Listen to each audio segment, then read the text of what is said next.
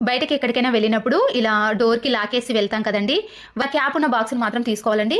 క్యాప్‌కు పైభాగాన మనము తాళం వేసే కొండి ఉంటుంది కదండీ! కరెక్ట్‌గా దీంట్లో పట్టే విధంగా మాత్రమే కట్ చేసుకోండి. చూసారు కదండీ! ఇలా ముందుగానే మనము గొల్లానికి పెట్టేసిన తర్వాతనే అప్పుడు తాళం అనేది దీంట్లో నుంచి తీసి వేసేయండి.